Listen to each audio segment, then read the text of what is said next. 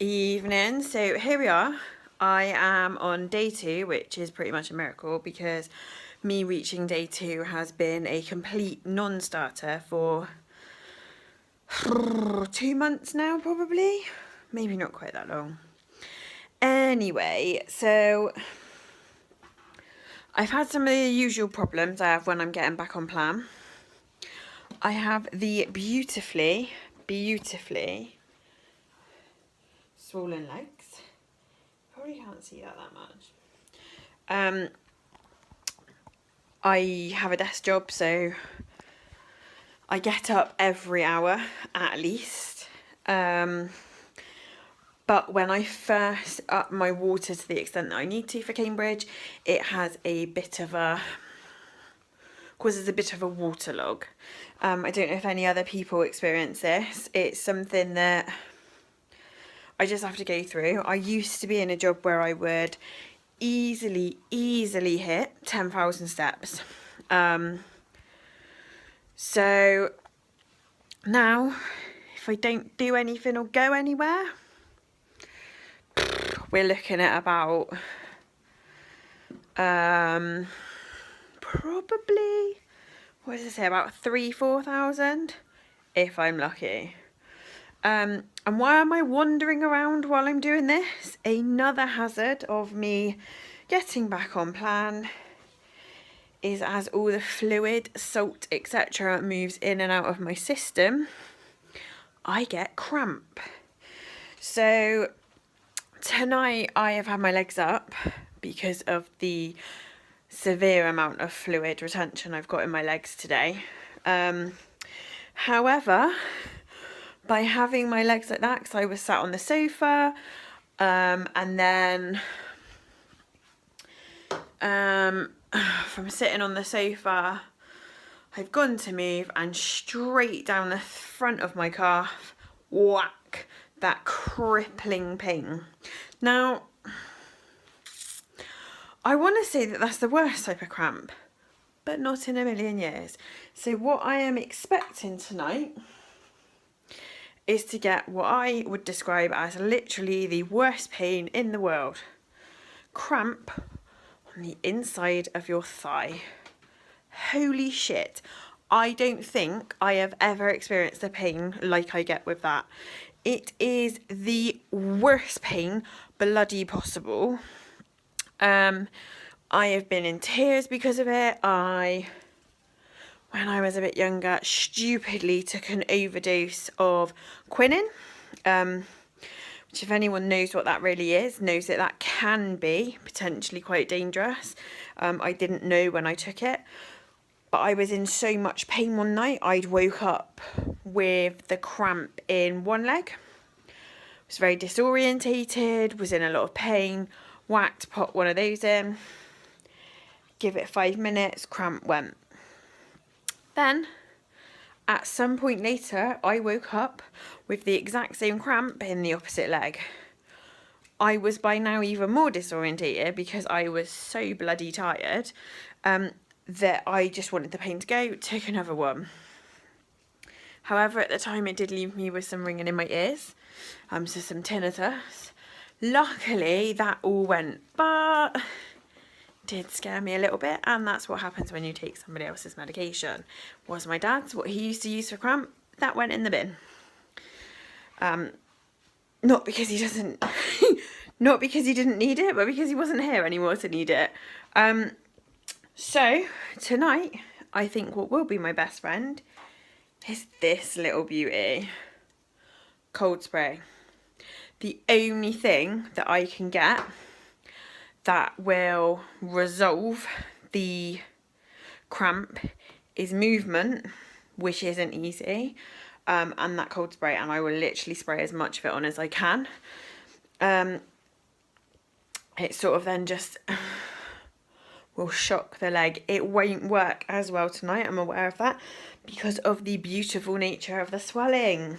I've had plenty of water, about 5-6 litres, before anyone has a panic and goes, oh, it's because you're drinking far too much. No, I am weeing it all out absolutely fine.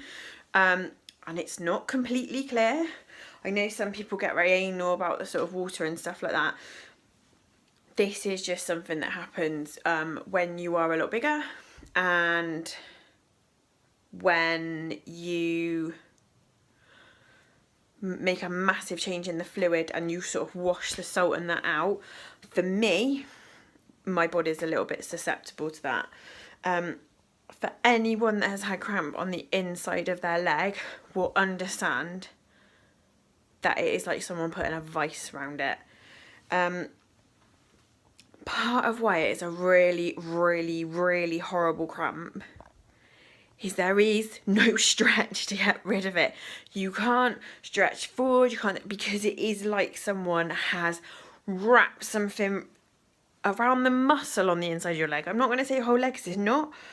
And you can feel it come up around your groin. It's just horrible. Horrible, horrible, horrible. There is literally no other way to describe it, other than I would probably consider chopping my leg off at the point of the pain. Obviously I wouldn't, but at that very moment in time, toe curling. But I am aware that it's a cramp that not, so whenever I speak to my friends and stuff like that, they have never experienced cramp there. Sometimes you can feel it start to creep up, so that's a quick jump straight out of bed, start walking around. Other times there is literally no warning. Absolutely no warning. You've gone from sitting on the sofa, being asleep, any of those things, to boom. The worst time, when you're asleep. Not because it's inconvenient or any of those things, but what happens when most people wake up? You need a wee. How the fuck do you go for a wee when you've got this crippling cramp? Believe you me, it's not an easy situation. You're trying to decide what's best to do. Do you walk around a bit more and really trying to hold it in? But you're absolutely dying for a piss. I don't know. I can't make that mind up. There have been some very excruciating toilet moments. And it does come sometimes at the most inconvenient of times. Imagine. So yeah, it can come at these really awkward times. Not great at all. So today's plan's been good.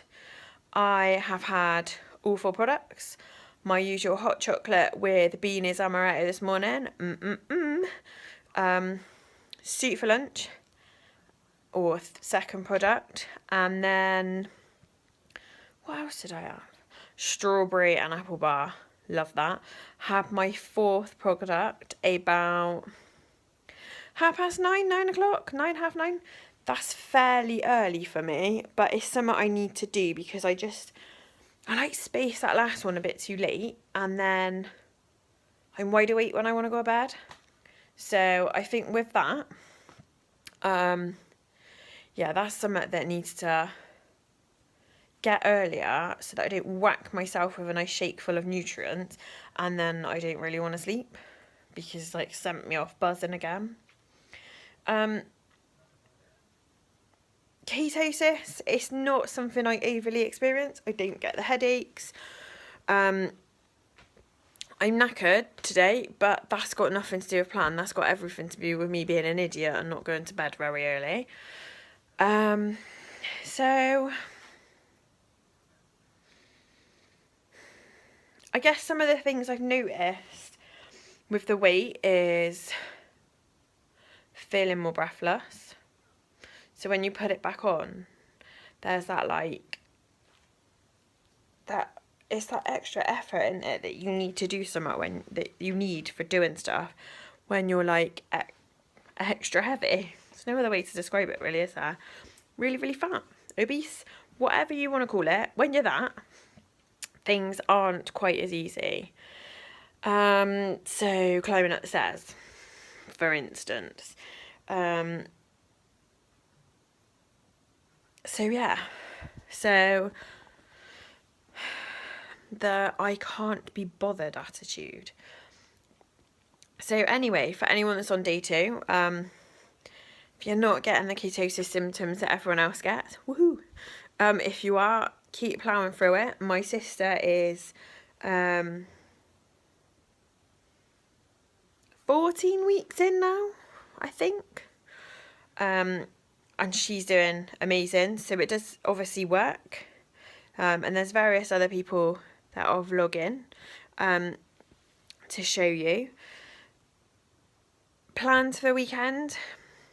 Tomorrow, friends are doing a Eurovision night. So that'll be filled with food and drink. Drink's not a problem for me. I quite often go out with my mates and don't drink alcohol anyway. So I will just take some of my water flavour in with me. They'll all have pizza and that. And I just take my products with me, really. It's not an occasion that even warrants thinking about coming off plan. It's Eurovision, for God's sake. It's not even like we ever win. So definitely not really an occasion to come off plan.